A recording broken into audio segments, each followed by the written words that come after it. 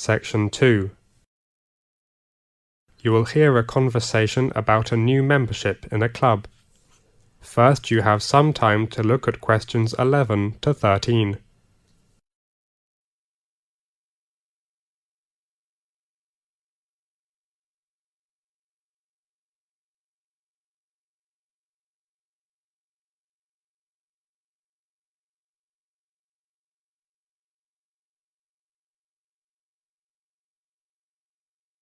Now listen carefully and answer questions 11 to 13.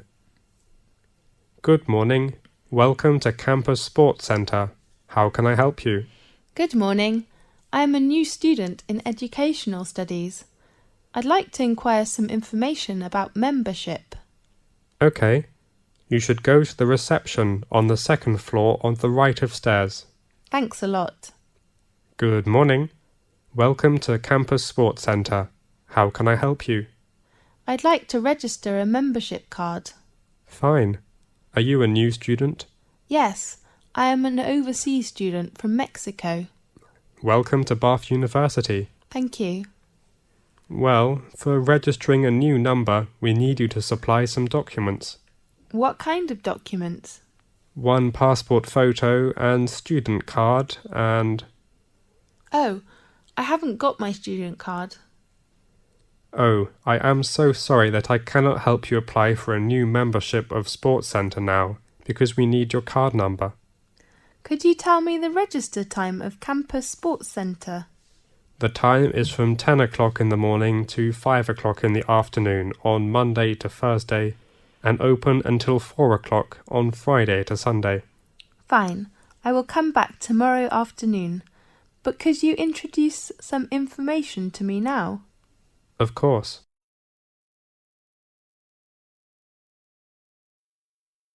Now look at questions 14 to 20.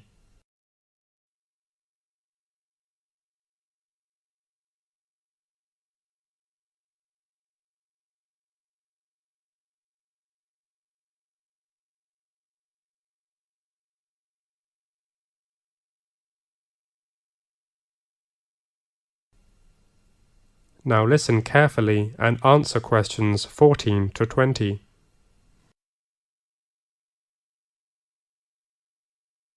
We have got a lot of sports training courses. Yes, I am interested in some courses suit for girls. Fine. We offer tennis course from 4 p.m. to 6 p.m. on Tuesdays and Thursdays. Do you have a referee? Of course, if you need. Fine. And the course place is arranged at, let me check, at Court 3. Right. Do you like to do yoga? Yes, I like it very much. Do you have a yoga course? Yes, we have employed a new yoga coach from India. Really? Yes. Female or male? A young lady. Great. What's the course time? The yoga course is from 3 o'clock to 5 o'clock on Wednesday and Friday afternoons. And the place? Indoor or outdoor? We arrange all yoga courses indoor. This season is in room 201. Good.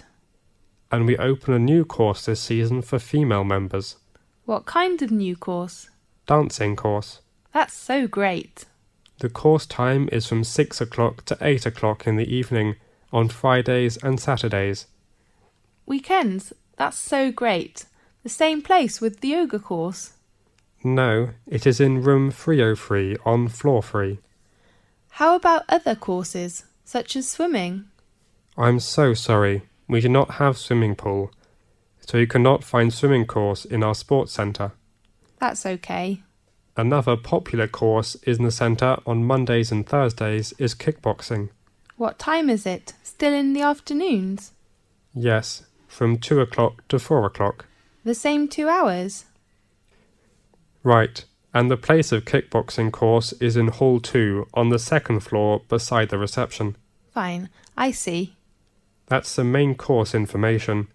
If you'd like to know about other courses, please look at our booklet and get a course timetable when you register a membership. Okay. Oh, do I have to attend an assessment? Yes, we supply all new members an assessment when they register. Okay. Anything else? How much is the fee?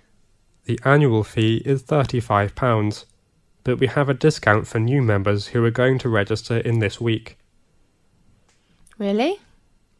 Yes, if you register this week, the fee you need to pay is only £20. But today is Thursday, you know what I mean? Yes, I will come back tomorrow. Great. See you tomorrow. See you, and thank you very much. You're welcome. This is the end of section 2. You now have half a minute to check your answers.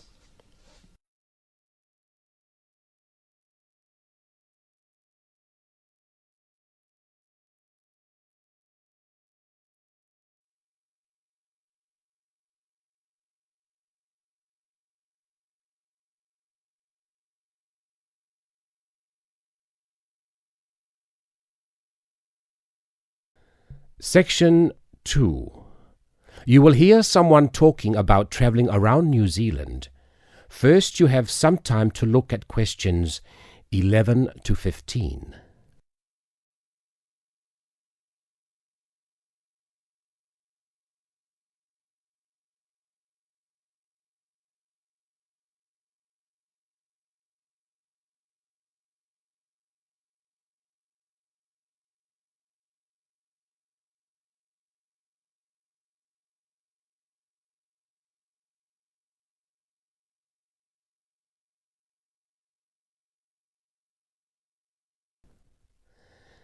Now listen and answer questions 11 to 15.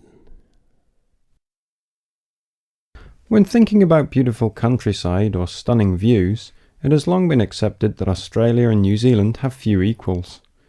What is perhaps slightly less well known is what these countries can offer to the avid train enthusiast. Both countries have railways which pass through breathtaking scenery in the utmost of comfort. In New Zealand, you can travel from the country's biggest city, Auckland, to where a third of the population lives, its capital, Wellington, on the longest passenger rail service in the country, the Overlander. Crossing 681 kilometres, the train winds through the lush farmland of the Waikato and up the Raurimu Spiral onto an amazing volcanic plateau surrounded by native bush. On a clear day, you will be able to see 3 of New Zealand's most famous volcanoes, Mount Ruapehu, Mount Ngauruhoe and Mount Tongariro. The whole journey can be completed in 11 hours, but for those keen to see a little more of the country, the trip can be extended over 3 or 4 days. This gives travellers the opportunity of seeing the famous Waitomo Caves, relaxing in the mud pools of Rotorua, or skydiving over Lake Taupo. Moving on to the South Island, you can take the Transalpine through the Southern Alps, travelling from the South Pacific Ocean to the Tasman Sea. Climbing from Christchurch right into the Alps, this 223-kilometre trip is particularly impressive as the train passes through 16 tunnels before descending to Greymouth at the end of the line. Taking only 5 hours, this is a relatively short trip, but it is worth noting that this journey has been listed as the 6th most scenic rail route in the world. For those that are not so keen on mountains, the South Island has a second option, the Transcoastal. With the sea on one side and the mountains on the other, it again shows some of the best scenery New Zealand has to offer. Also taking 5 hours, one of the highlights of this journey is the opportunities for whale watching. The fortunate few that see whales are well rewarded, but there are more common sights which are just as enjoyable, such as penguins and seals.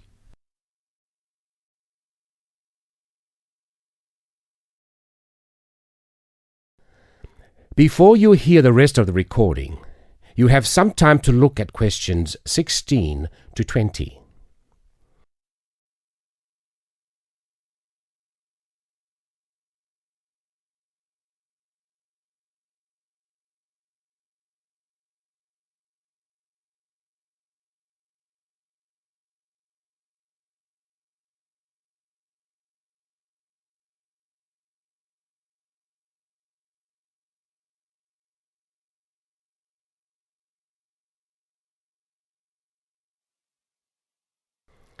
Now listen and answer questions 16 to 20.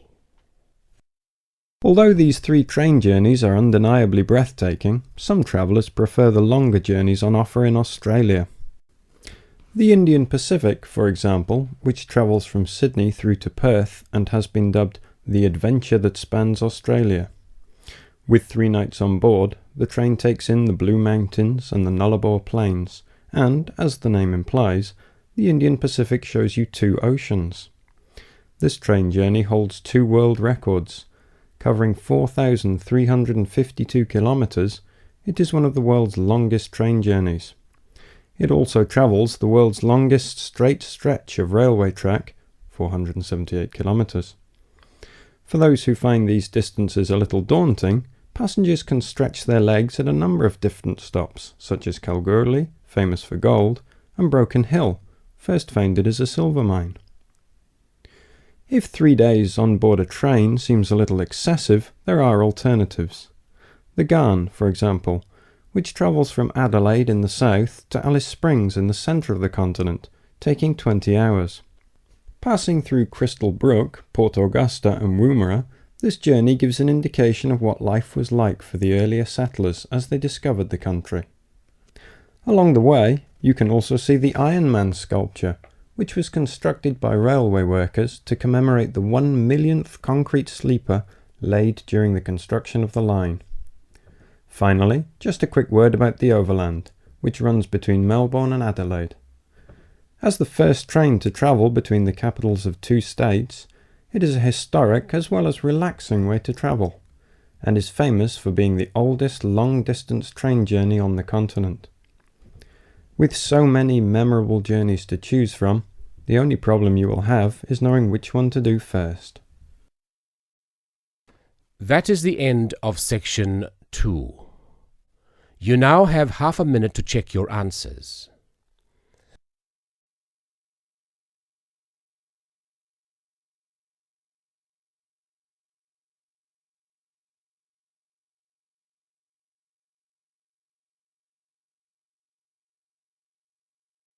Section 2. You will hear a man giving some information about transport in London. You now have 30 seconds to read questions 11 to 15.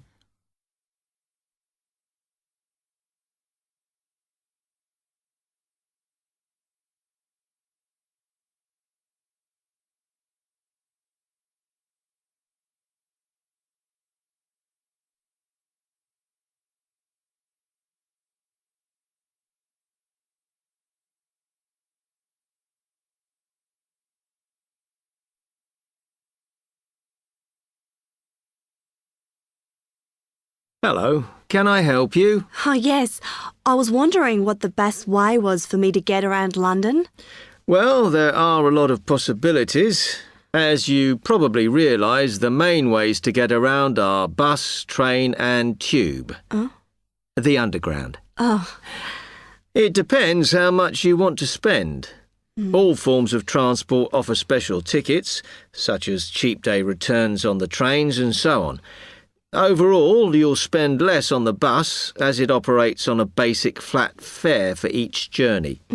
But of course it may not go to where you need to travel to. The mainline trains only operate in the outlying areas, though a few cross London, whereas the tube has stations which are placed in central areas of the city, close to the main sites and shops. Obviously there are more bus stops, but you will probably have to change buses to get where you want, which can be inconvenient. You will find that the buses are mainly in the central areas, but some tube lines go quite a long way out of London, so you could use this for longer journeys. Having said that, the tubes do get very crowded, so you should use the train if you want to sit down. It does depend where you're travelling to. Well, I'm living on the outskirts, but I have to travel into London to college every day, and then around London when I'm here. OK, so time is going to be an issue for you. The tube should be fast crossing London, but quite honestly, there are so many delays that it's not very efficient. Again, the train has fewer stops, so is probably your quickest option to get to and from college. Of course, which service you use might depend on how frequent it is. I mean, the trains might only be every 20 minutes or whatever, but a timetable is published to save you hanging around. There are a lot of tube trains at busy times of day, but fewer at other times, whereas the buses run every 5 minutes through most of the day, and there are night buses. But you'll need to check out your route first. You now have 30 seconds to read questions 16 to 20.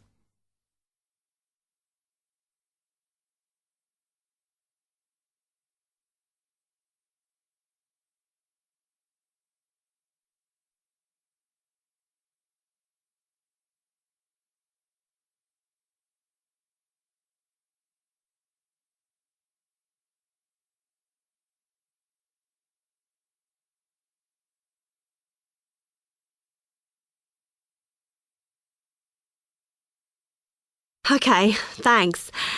How can I get from here to Hackney then? Right, well, you can choose. We're here at the information office, OK? Now, next to us, on the corner of the High Street and Sweet Street, is the bus stop, opposite the bank. The bus goes all the way to Hackney, but it is a very indirect route, so it could take ages. If you want to take the train, walk down the High Street towards the city. Go past the bank, and on your left is the station, just before you get to the post office. There's a mainline service to Hackney Wick, so if you need to get into the centre of Hackney, you may need to pick up a bus when you get there. Opposite the post office, on the corner of Hart Lane, is the tube entrance. You'll see the big signs. That's probably the best way to get there, though you may have to change. It's probably best if you go and get a travel card first. To get to the ticket office, you go out of here onto the High Street. Then turn into South Street, and the ticket office is on your right opposite the cinema. Of course, you may decide it's quicker to take a taxi. But it's a long way, so I think it'll be very expensive. If you do want to get a cab, then the rank is outside here, just opposite the office. That is the end of Section 2.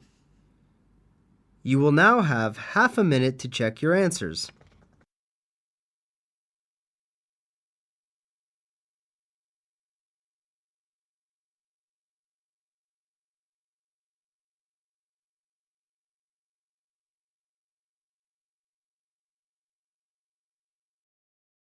Section 2. You will hear a presentation on advice on legal matters. First, you have some time to look at questions 11 to 20.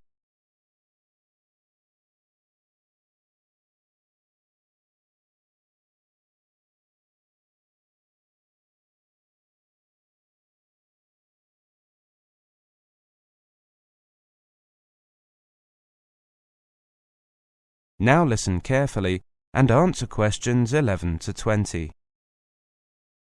Good afternoon, everybody. My name is Sally Miller, and I'm here to offer you some advice on legal matters whilst you are studying at this university. Happily, most international students complete their courses without running into any serious legal problems. But if you do find yourself involved in a legal dispute of any kind, ask for help. There are two options. First, contact the students' union or welfare officer. Even if they cannot help you directly, they should be able to advise you where to go for help. The second possibility is to contact the Citizens Advice Bureau in your area. You can find them in the local telephone directory.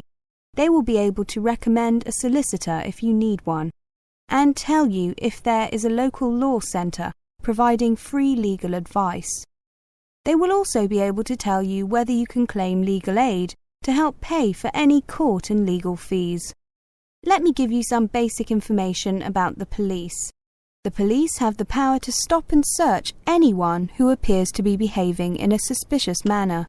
If you are arrested for any reason, even if you know it to be a wrong reason, remember a few very important things. 1. Don't be aggressive. 2. Do not try to bribe the police officer. 3. If you are arrested by plainclothes police officers, ask to see some form of identification. 4.